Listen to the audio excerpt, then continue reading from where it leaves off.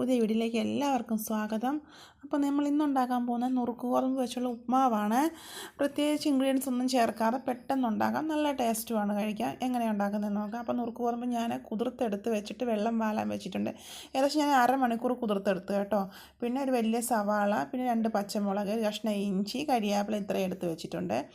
ഇത് വറുത്തിട്ടുമില്ല, നമ്മൾ കുക്കറിലും അല്ല വെക്കണേ, പക്ഷെ നല്ലതുപോലെ വെന്ത് കിട്ടുകയും ചെയ്യും. അപ്പോൾ ഒരു കടായി അടുപ്പിൽ വെച്ചു, അതിലേക്ക് വെളിച്ചെണ്ണ ഒഴിച്ചു കൊടുത്തു, ഒരു 1/4 ടീസ്പൂൺ കടുക് ഇട്ട് കൊടുത്തു. കടുക് പൊട്ടിയ ശേഷം നമ്മൾ അതിലേക്ക് ഉണക്കമുളക്, നമ്മൾ എടുത്ത് വെച്ചിരിക്കുന്ന ഇഞ്ചി, പച്ചമുളക്, കരിയാപ്പില, സവാള ഇതെല്ലാം ഇട്ട് കൊടുത്ത് നമുക്കൊന്ന് വഴറ്റിയെടുക്കാം. അത്യാവശ്യം നല്ലതുപോലെ തന്നെ നമുക്കൊന്ന് വഴറ്റിയെടുക്കാം കേട്ടോ. നിങ്ങൾക്ക് ഇഷ്ടമുണ്ടെങ്കിൽ ക്യാരറ്റ്, ബീൻസ് ഇപ്പോൾ ഇട്ട് കൊടുക്കാം. ഞാൻ ഇതൊന്നും ഇടുന്നില്ല, പെട്ടെന്ന് എങ്ങനെ ഉണ്ടാക്കാമെന്നുള്ള ഇതാണ് ഞാൻ കാണിക്കുന്നത്. പ്രത്യേകിച്ച് വേറെ പച്ചക്കറി ഒന്നും ഇടുന്നില്ല കേട്ടോ. ഇത് മാത്രമേ ഉള്ളൂ, നമ്മൾ സാധാ ഉപ്മാവ് വയ്ക്കുന്ന കണക്ക് തന്നെ. അപ്പോൾ ഇത് നല്ലതുപോലെ വഴണ്ട് വന്നപ്പോൾ ഇതിലേക്ക് ഞാൻ 1 കപ്പ് വെള്ളം ഒഴിച്ചു കൊടുത്തു. ഇനി നല്ലതുപോലെ ഇത് ഉപ്പും കൂടെ ചേർത്ത് നമുക്ക് വെട്ടി തിളച്ചെടുക്കണം. അപ്പോൾ ഞാൻ ഏകദേശം ഒരു 1/4 ടീസ്പൂൺ ഉപ്പ് ഇപ്പോൾ ഇട്ട് കൊടുക്കുന്നുണ്ട്. ഉപ്പ് ഓരോരുത്തരുടെ ടേസ്റ്റ് അനുസരിച്ച് ഉപ്പിട്ട് കൊടുക്കുക കേട്ടോ.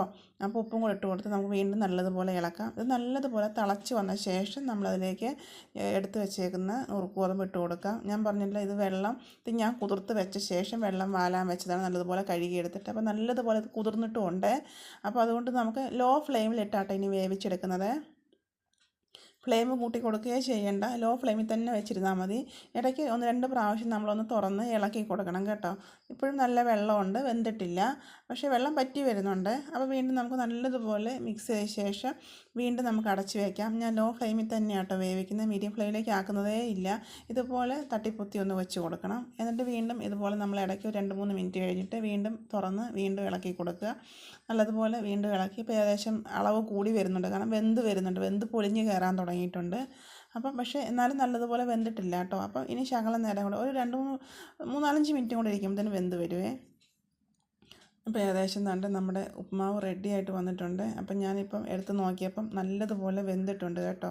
അപ്പം പെട്ടെന്ന് ഉണ്ടാക്കാൻ പറ്റും, നല്ല ടേസ്റ്റുമാണ്. ഇനി നിങ്ങൾക്ക് വേണമെന്നുണ്ടെങ്കിൽ ഇപ്പം തേങ്ങ ഇട്ട് കൊടുക്കാം, തിരുമ്മി തേങ്ങ ഇട്ട് കൊടുക്കാം. ഇവിടെ അങ്ങനെ തേങ്ങ വലിയ പ്രിയമില്ലാത്തതുകൊണ്ട്, ഉപ്മാവിനകത്ത് ഇടുന്ന ഇഷ്ടമല്ലാത്തതുകൊണ്ട് ഇട്ടിട്ടില്ലേ. അപ്പോൾ ഇത്രയേ ഉള്ളൂ, നല്ല ടേസ്റ്റാണ്. ചൂടോടെ കൂടെ കഴിക്കണം.